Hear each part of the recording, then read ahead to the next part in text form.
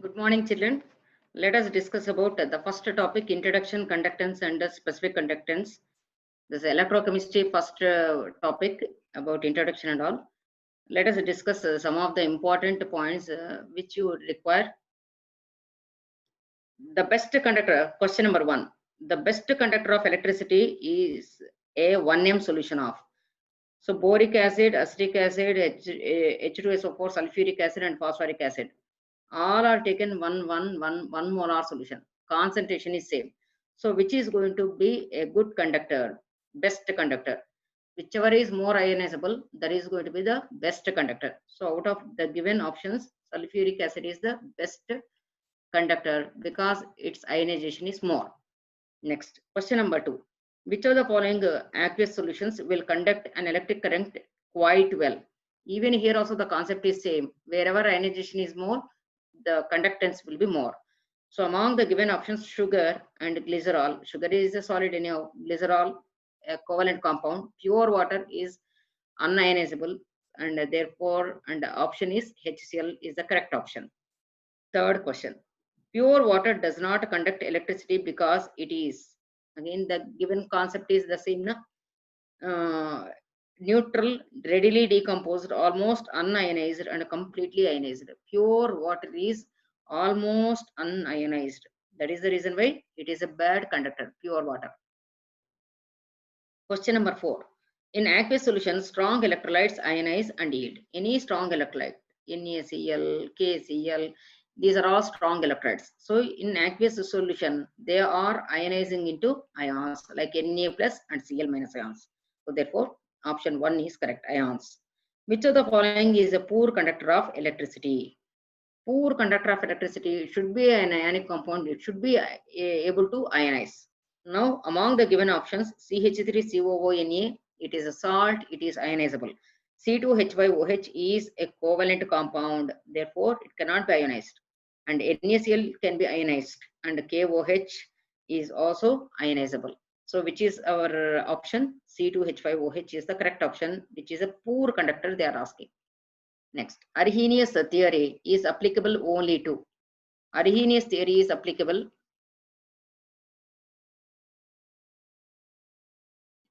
Arrhenius theory is applicable only to weak electrolytes. Arrhenius theory is applicable only to strong electrolytes, only to strong electrolytes. So what is that? Like a graph you will get, right? So there is a graph for strong electrolytes. This is the conductivity like root C versus lambda m conductance. If you take molar conductance, it is the graph for all strong electrolytes. So the extrapolation is going to give lambda m naught. Infinite dilution you can find out from that. So therefore it is applicable only for strong electrolytes. Next, seventh question. Which of the following does not conduct a current in aqueous solution? Again the concept is same. This is ionizable, this is also ionizable. Though it is weak, it is ionizable. And methyl alcohol, it is a covalent compound. So our answer is this only, methyl alcohol, and NaOH is ionizable. Next, eighth question. Which of the following solid is an electronic conductor? Electronic conductor are those where the solid will be there will be conductance. So which is the correct answer? Sodium chloride crystal cannot conduct electricity, and a diamond cannot conduct electricity, and it is a bad conductor, diamond, right? A covalent solid. And then CUS, this CUS, and another example CDS, these are all they possess some defects. So defects in those crystal lattices, they make these solids to conduct electricity. Therefore our answer is 3. KCl, it is normal conductor. KCl, ionic substance, can conduct. So therefore the solid substance, electronic conductor, a solid substance because of defect in their crystal lattice which can conduct electricity is copper sulfide, or another example CDS also you can take. Next, ninth question. The units of conductivity of solution. For conductivity, what are the units? K is nothing but kappa, right? So kappa is equal to 1 by R into L by A. 1, that is equal to R is nothing but ohm, and L is length, centimeter, and A is area of cross section centimeter square.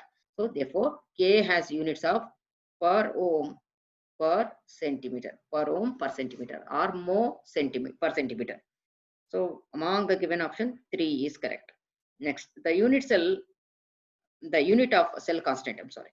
The unit of cell constant, again the same thing, cell constant is L by A, that is a centimeter by centimeter square. So among the given options, per centimeter is correct. 3 is correct. Next, 11th one. The cell constant is the product of resistance and specific conductance. Resistance and specific conductance. L by A is equal to R into K. Same, this relation only we are taking. L by A is equal to R into K. Specific conductance or kappa or conductivity. Next. 12th question.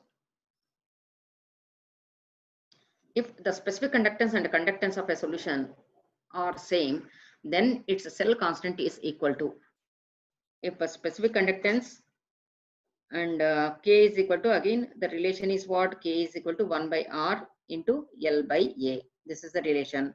So 1 by R is nothing but Z. So R K is equal to Z into L by A. So what they are saying, if the specific conductance and the conductance of a solution, this and this are same, K is equal to Z, then the cell constant is equal to, cell constant L by A is equal to 1. So 12th question, 1 is the answer. Thank you.